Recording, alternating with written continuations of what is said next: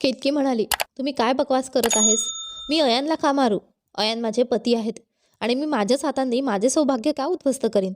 यावर उमा म्हणाली, "पैशांसाठी. तुला चांगलं माहीत होते की अयान तुझ्याभोवती फिरत होता. तुझ्यामुळे त्याने आम्हा सगळ्यांनाही सोडून दिले.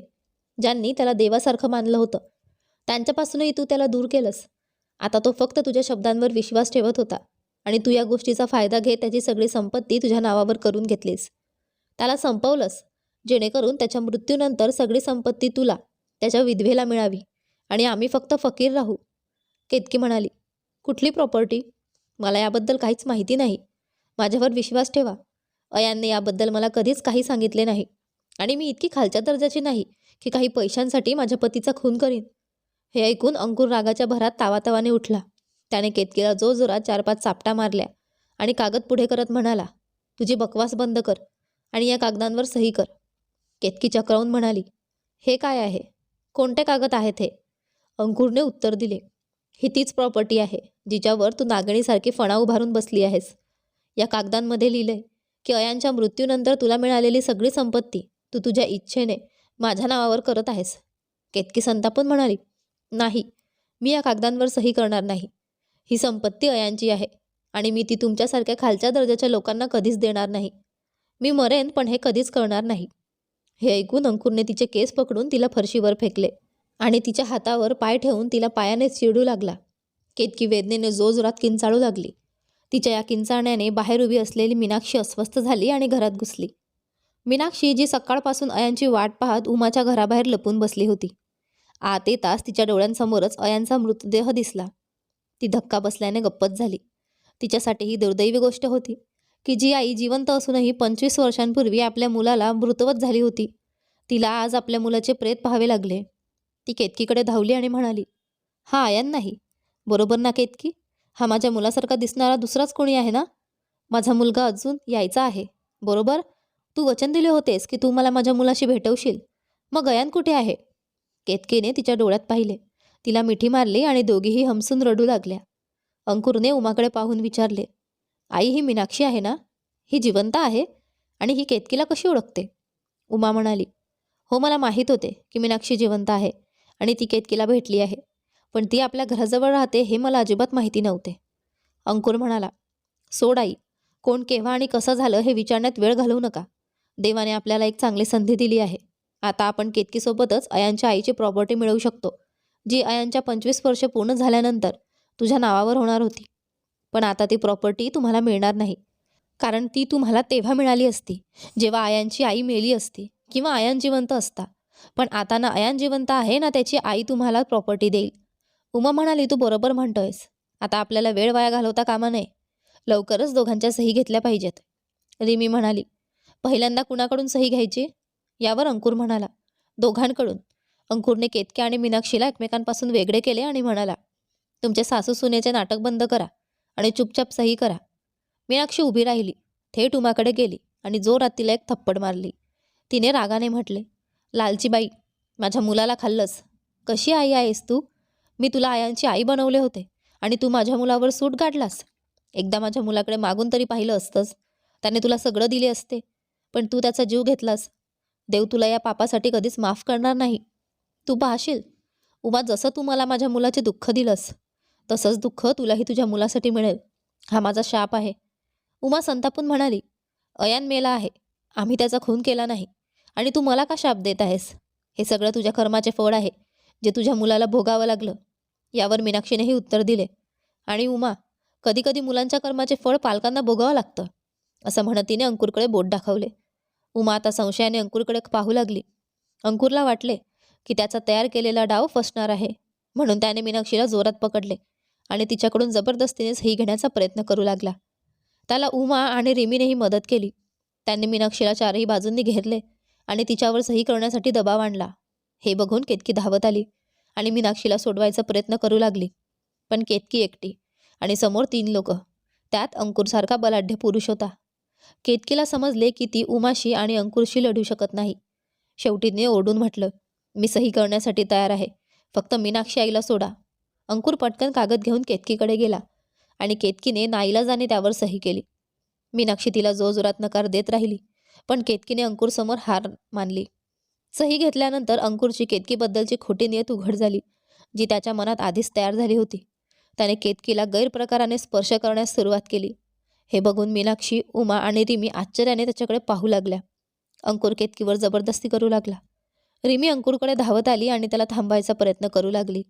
यावर अंकुरने संतापून रिमीला 4-5 जोरदार चापट्या मारल्या आणि म्हणाला, माझ्या कामात हस्तक्षेप केलास तर तुला मारून टाकीन. अंकुरचा हा राग पाहून रिमी खूप घाबरली आणि ती मागे हटली. पण उमाला असं वाटले की ती अंकुरची आई आहे आणि जसं ती सांगेल तसं अंकुर करेल. तिने अंकुरला असं करण्यापासून थांबवलं. पण अंकुरने उमाला देखील खूप वाईट प्रकारे फटकारलं. पण उमाने हार मानली नाही आणि ती आता बलपूर्वक अंकुरला थांबवण्याचा प्रयत्न करू लागली. मीनाक्षी देखील धावत आली आणि ती उमाच्या सोबत अंकुरला थांबवण्याचा प्रयत्न करू लागली. पण रिमी अजूनही घाबरलेली आणि मागे उभी होती. केतकीची सर्व शक्ती निघून गेली होती आणि तिचे मलाईसारखे शरीर अंकुरच्या नजरेत उतरले होते. पातळ कंबर, उभे झालेले स्तन, ओठांची लाली, हे सर्व जणू अंकुरला वेडं करून टाकले होते. पण इथे उमा आणि मीनाक्षी पूर्णपणे अंकुरला थांबवण्याचा प्रयत्न करत होत्या. आता अंकुरचा राग 7व्या आसमानावर होता. त्याने आपल्या एका हाताने जोरात ढकललं, ज्यावर मीनाक्षी पकडून होती. तिचे डोके अंकुरच्या धक्क्यामुळे जवळ असलेल्या लोखंडाच्या टेबलवर आदळले आणि टेबलच्या कडेला असलेल्या लोखंडी नोकांमुळे ते मीनाक्षीच्या डोक्याच्या आरपार गेले आणि मीनाक्षी तिथेच मेली. इथे दुसऱ्या हातावर, जिथे उमाने अंकुरला पकडून ठेवले होते, त्याच हाताने अंकुरने ते भिंतीकडे जोरात ढकलले, ज्यामुळे उमाच्या डोक्यावरही जखम झाली आणि तिच्या डोक्यापासून रक्त वाहू लागले. पण उमा जिवंत होती. ती आता केतकीला मदत करण्यासाठी असहाय्य झाली होती. मीनाक्षीचा मृत्यू झाल्यानंतर रिमी घाबरून तिथून पळून गेली. ती समजून गेली की अंकुर आता वेडा झाला आहे आणि जर ती तिथे थांबली तर अंकुर तिला देखील मारू शकतो. म्हणून ती धडाधड पळून गेली. इथे केतकी धावत जाऊन मीनाक्षीच्या जवळ गेली आणि ती तिला हुशात आणण्याचा प्रयत्न करू लागली. पण दुर्दैवाने मीनाक्षीला स्पर्श करताच केतकीला लगेच समजले की मीनाक्षी आता या जगात नाही आहे. पण अंकुर अजूनही उमाला जिवंत मारण्याच्या प्रयत्नात होता. उमाने म्हटलं, मी तुझी सगी आई आहे. तुला मला मारायचं आहे, तुझ्या आईला. अंकुरने म्हटलं, कुठली आई आणि कशी आई? जी नेहमी मला दुसऱ्यांना दुःख देणे शिकवायची, जी नेहमी मला चुकीच्या मार्गावर चालायला नवीन नवीन मार्ग दाखवायची, किंवा ती आई जी नात्यांपेक्षा आपला लोभ जास्त महत्त्वाची मानत होती. मी जे काही आज करत आहे ते सर्व मी तुझ्याकडूनच शिकलो आहे आई. तूच म्हणायचीस की जो काही तुझ्या मार्गात येईल त्याला त्याच्या मार्गापासून हटव. आणि आता तूच माझ्या मार्गात येत आहेस आणि मी तुला तुझ्या मुलगा अयानकडे पाठवून देईन.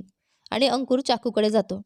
जसंच अंकुर उमाला चाकू उचलून मारणार असतो तसं केतकी मध्ये येते आणि म्हणते, मी तुझ्याबरोबर ते सर्व करण्यास तयार आहे जे तू इच्छित आहेस.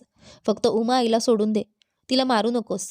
अंकुरने त्याचा चाकू हातातून फेकला आणि केतकीला उचलून जवळ घेतले आणि उमाच्या समोरच तो केतकीसोबत सहवास करू लागला. केतकीचे जीवनाचे हे अत्यंत वाईट क्षण होते. बलात्कार आणि जबरदस्ती अनेक वेळा होऊन गेले होते, पण बाजूला आयांचा मृतदेह पडलेला होता आणि ती दुसऱ्याशी नग्न अवस्थेत पडली होती. अंकुर त्याची मनमानी करत होता, पण केतकी केवळ बाजूला ठेवलेल्या आयांच्या मृतदेहाकडे बघत होती आणि रडत होती की काश अयान, तू जिवंत असतास तर तू मला प्रत्येक वाईट संकटांपासून वाचवले असतेस. मला तुझा अंतिम संस्कार करायचा आहे अयान, त्यामुळे मला न घाबरता या हैवानाची इच्छा पूर्ण करावी लागली आहे. नाहीतर मी तुझ्या आत्म्याला शांती देऊ शकत नाही. आणि जर मी असं नाही केले असते तर हा उमाईंना मारून टाकले असते, जी तुमच्यासाठी सर्व काही होती. मला माफ करा अयान, माझ्या मजबुरीला समजून घ्या. थोड्या वेळात अंकुरचा जोश कमी झाला आणि त्याने केतकीला सोडून दिलं. इथे केतकीही तिचे कपडे उचलू लागली. पण हे सर्व घडताना उमा ते पाहत होती. उमा काहीही करू शकत नव्हती. पण तिच्या मुलाची ही नीच कृत्य पाहून तिला असं म्हणणे सहन झाले नाही आणि ती म्हणाली, मला तुझ्यावर लाज वाटते. मी तुझ्यासारख्या राक्षसाला जन्म दिला, जो आपल्या आईच्या समोर एक मुलगीशी संबंध करतो. त्या मुलीचा पती त्याच्या बगलमध्ये मरण पावलेला असताना.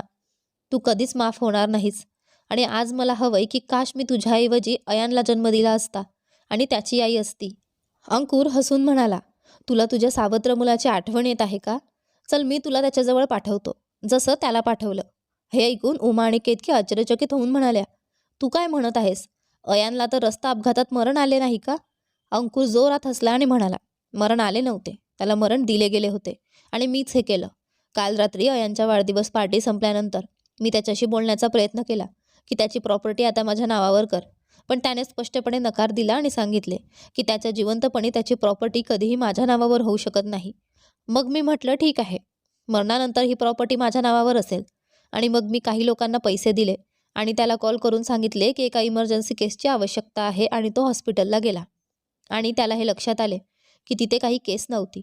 आणि मग तो परत घरी येताना मी एका ट्रक ड्रायव्हरला पैसे दिले आणि त्याची गाडी त्याच्याशी धडकवली आणि माझा लहान सावत्र भाऊ माझ्यासमोर तडफडत तडफडत मरण पावला.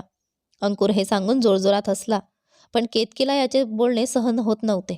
अंकुरने जेव्हा मीनाक्षी आईला ठार केले तेव्हा केतकी चुपचाप राहिली आणि जेव्हा उमा आईंवर अंकुरने हल्ला केला तेव्हाही ती शांत राहिली आणि तिच्याशी बलात्कार केला तोही तिच्या पतीची लाश बाजूला ठेवून तरीही ती चुपचाप राहिली.